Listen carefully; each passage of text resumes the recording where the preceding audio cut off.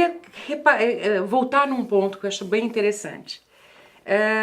A gente falou na macro tendência da mobilidade sobre emprego.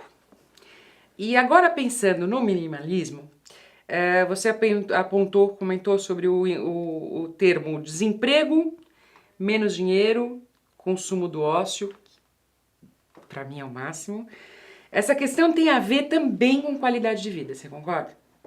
Então assim, a gente vai ganhar menos. Se a gente vai ganhar menos, a gente vai ter mais tempo. A gente vai trabalhar menos, então a gente vai ter mais tempo. E a gente não vai investir o que a gente recebeu em bens, mas em serviços.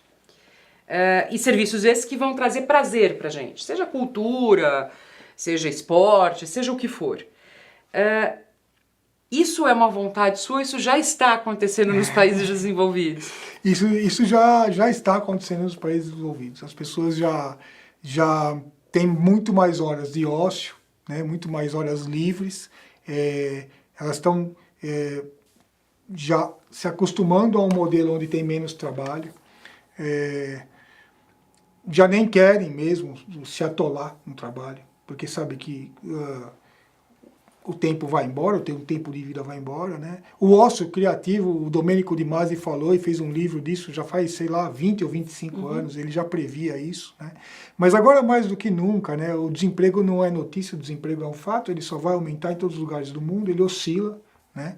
Tem um boom em algum lugar, ele diminui e tal, mas na massa global de pessoas, ele vai por causa da robotização, da tecnologia e tudo mais, né? Se você pensar que na década de 70, uma fazenda de 1.200 alqueires precisava de 600 pessoas trabalhando, e agora uma fazenda de 1.200 alqueires precisa de 6 pessoas, e o resto é robotizado. Eu estou falando de dados reais de fazenda que eu conheço aqui no Brasil, né? Você está falando de 600 para 6, né? As pessoas vão ficar mais tempo livre, vão ter mais tempo livre. Então elas vão consumir o ócio, ou seja, elas vão fazer aquilo que der na telha. Eu gosto de esporte, eu também gosto de cultura, eu gosto de lazer, eu gosto de aprender, eu gosto de bate-papo, eu gosto de fumar charuto, eu gosto de tomar café, eu gosto de dançar, né? Então, isso daí vai aumentar demais, né? Esse mercado vai aumentar demais, mas não necessariamente como um mercado nos moldes capitalistas, porque se eu não tenho dinheiro, não adianta criar um mercado onde para você ter ócio, você tem que pagar. Você tem que pagar tudo, né? Então a gente até falou disso, de um tipo de escambo, ou seja, eu sou voluntário num tipo de ócio, que me gera crédito em outro tipo de ócio que eu gosto. Então, eu sou voluntário no ócio que você gosta, né?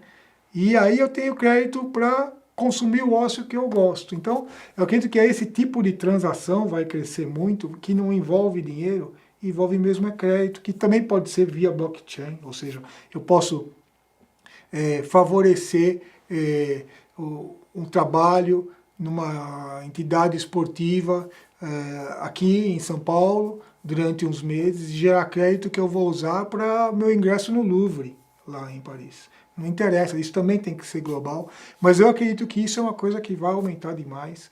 Os países desenvolvidos já enxergam isso, já investem nisso, né? E eu acredito que isso, em termos de desenvolvimento humano, talvez seja a maior ferramenta histórica para, enfim, o ser humano se desenvolver psicologicamente. Concordo plenamente com você. Bom, você falou agora dos países desenvolvidos. E os países menos desenvolvidos, como é que eles vão correr atrás disso? Quando a gente fala em termos de inovação, né, a coisa, a linha contínua de desenvolvimento de todos os países, ela tem uma diferença daqueles que são mais desenvolvidos para os menos desenvolvidos. O desenvolvido, ele vai se desenvolvendo passo a passo, degrau a degrau, ele vai, e se você morar num país mais desenvolvido, você vai perceber que aquilo vai num constante desenvolvimento, o que é muito agradável, é lógico.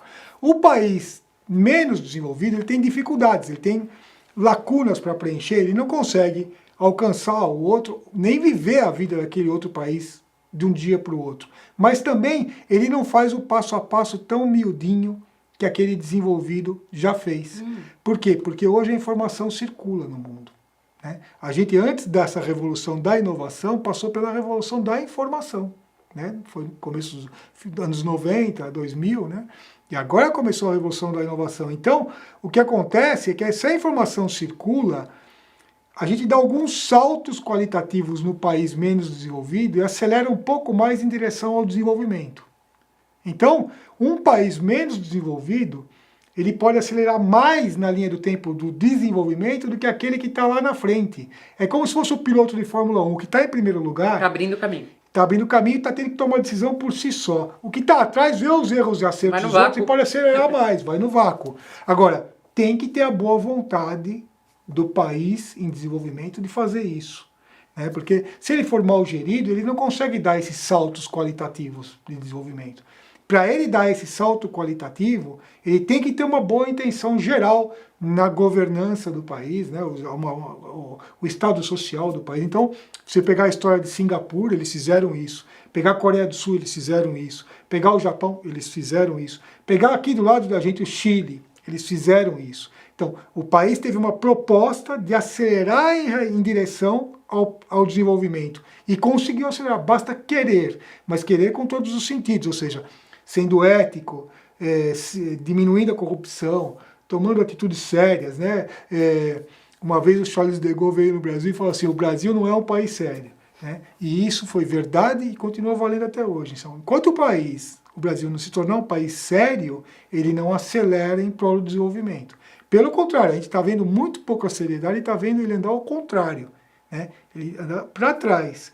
Todo mundo sente isso na pele, não tem mundo da fantasia. Qualquer classe social percebe, o empresário, o empregado, o desempregado, o jovem, o idoso, percebe o que está acontecendo. Então, a gente tem que adquirir um tom de seriedade em prol de um objetivo maior para o país, e isso não é nenhuma história da carochinha. Acabei de citar vários países que fizeram esse caminho.